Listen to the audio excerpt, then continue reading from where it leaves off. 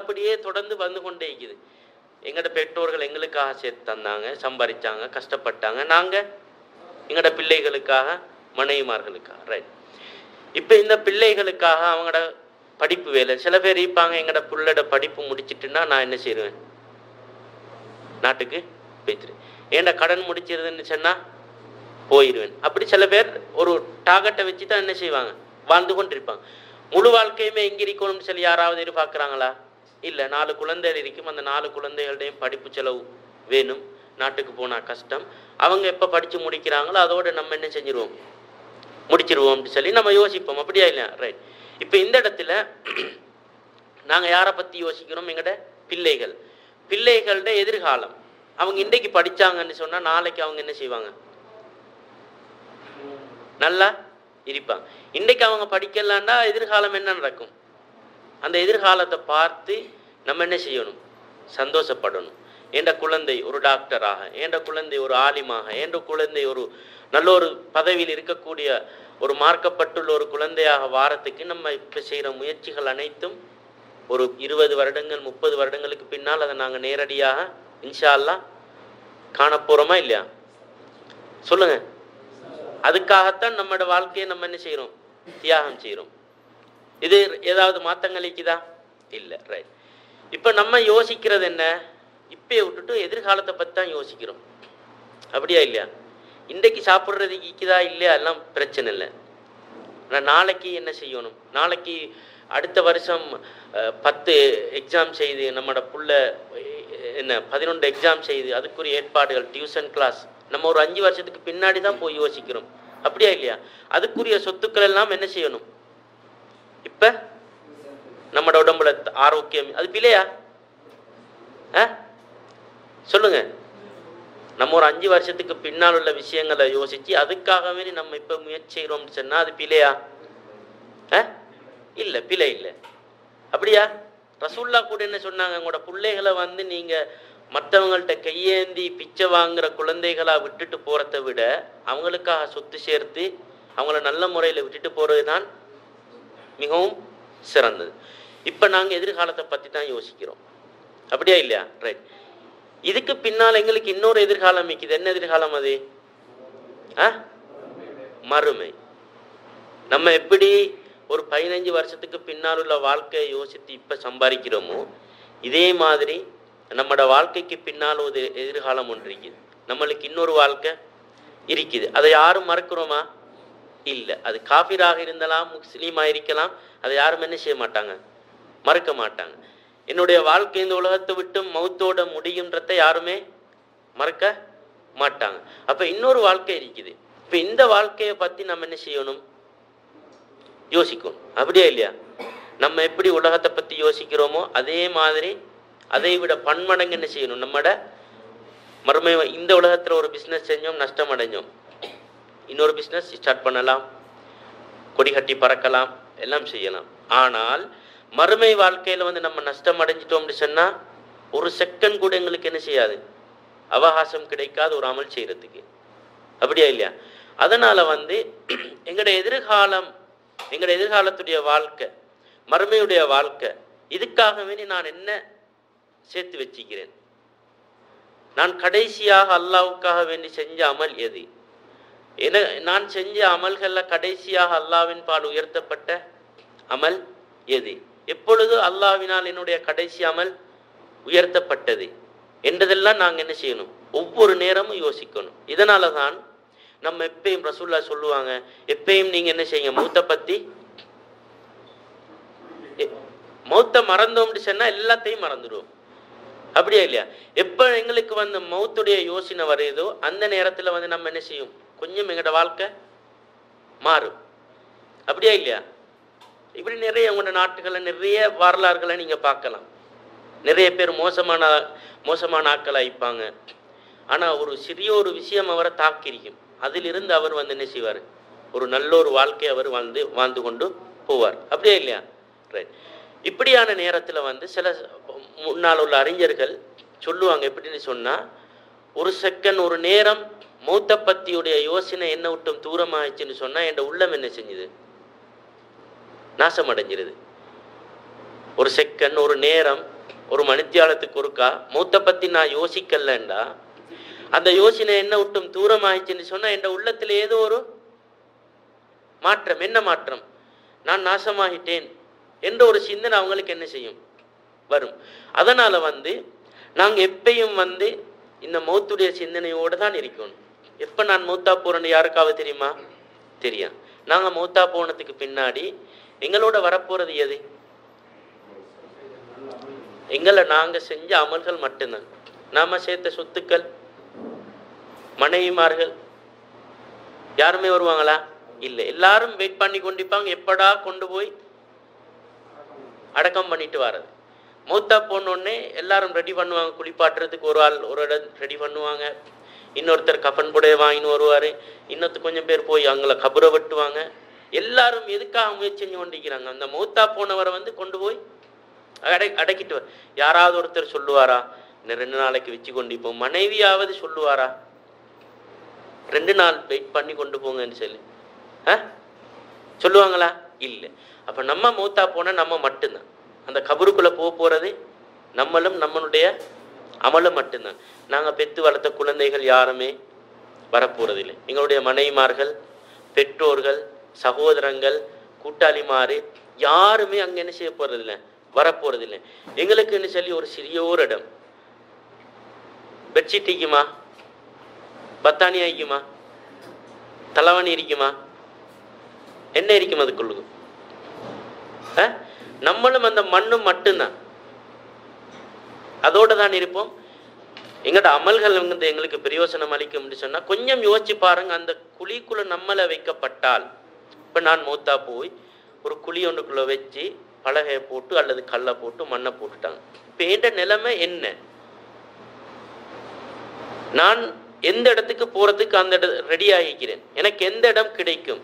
நான் கடைசியாக செஞ்ச அமல் எது? யாருக்கும் தெரியாது. எப்பொழுது மரணம் வரும். அந்த இடத்துக்குள்ள கொண்டு போய் வைக்கப்பட்டால் ஏன் நிலைமை என்ன என்பதை நாங்க தான் யோசிக்கணும். அப்படியா இல்லையா? சொல்லுங்க. அப்படித்தான். அப்ப எந்த நேரத்திலையும் இந்த மௌத்துடைய சிந்தனை, நான் எப்பயும் மௌத்தா போறதுக்கு ரெடியா இருக்கணும். அது இன்றைக்கா இருக்கலாம், நாளைக்கா இருக்கலாம். சில சஹாபாக்கள் என்ன செய்வாங்க, ஒவ்வொரு நாளும் உயில் எழுதுவாங்க. உயில்னா வசியத்தா, வசியத்தை எழுதி தலைவணி கடியால வச்சு கொண்டு தூங்குவாங்க. ஏனது? அவர் அன்றைக்கு இரவைக்கு மூத்தா போனால் அவரோட வசியத்தை என்ன செய்யுது, தலைவணி கடியால இருக்குது. அதை எடுப்பாங்க, அதுக்குரிய மாதிரி அவரோட சொத்துக்களை செஞ்சு வைப்பாங்க. அந்த அடிப்படையில் எங்கள் ஒவ்வொருவருக்கும் ஒரு நல்ல சிந்தனை இருக்கணும். நான் இப்போ மூத்தா போனால் என்ன நிலைமை, என்ற நிலைமை என்ன, நான் கடைசியாக அல்லாவுக்காக செஞ்ச நல்ல அமல் எது, நான் அல்லாவின் பால் நெருங்கிறதுக்காக வேண்டி செய்த அமல் எது என்பதை நாங்கள் ஒவ்வொருத்தரும் ஒவ்வொரு நேரமும் யோசிக்கணும். அப்படி யோசிக்கிற நேரம் நான் எதுவுமே நல்லது செய்யலையா, ஏதாவது ஒரு நல்ல அமலை நாங்கள் என்ன செய்யணும், ஒவ்வொரு நிமிடமும் செஞ்சு கொண்டிருக்கணும். யார்கிட்டையாவது போய் நோய் விசாரிக்கலாம். நம்ம நல்ல அமல் செய்கிறன்னு நினைக்கும் போது சொல்லும் போது எல்லாருக்கும் யோசிக்கிறது என்ன, நிறைய பணம் இருக்கணும், வீடு கட்டி கொடுக்கணும், பாடசாலை கட்டி, இதுகள் மட்டுமா? இல்லை. இன்னொருத்தர போய் விசாரிக்கிறது, யாருக்காவது மனம் நோக நம்ம பேசியிருந்த அவர்கிட்ட போய் என்ன செய்யறது, நம்ம மன்னிப்பு கேட்கறது. நம்ம மௌத்தா போகிறதுக்கு பின்னால அல்லாவுக்கும் எங்களுக்கும் உள்ள பாவங்கள் அது அல்லாவுக்கும் எங்களோடையும் சம்பந்தப்பட்ட பிரச்சனை. ஆனால் இன்னத்தோரோடு உள்ள பிரச்சனைகள் என்ன செய்யணும், நம்ம மௌத்தா போகிறதுக்கு முன்னால் எல்லாத்தையும் முடிச்சுட்டு ஃபைலை க்ளோஸ் பண்ணிட்டு தான் கபருக்கு போகணும். ஃபைல் க்ளோஸ் பண்ணாமல் அதே பிரச்சனைகளோட கபருக்கு போனோம்னு சொன்னால் நிச்சயமாக எங்களுக்கு என்ன இருக்காது, இவர் மன்னிக்கிற வரைக்கும் எங்களுக்கு ஈடேற்றம்.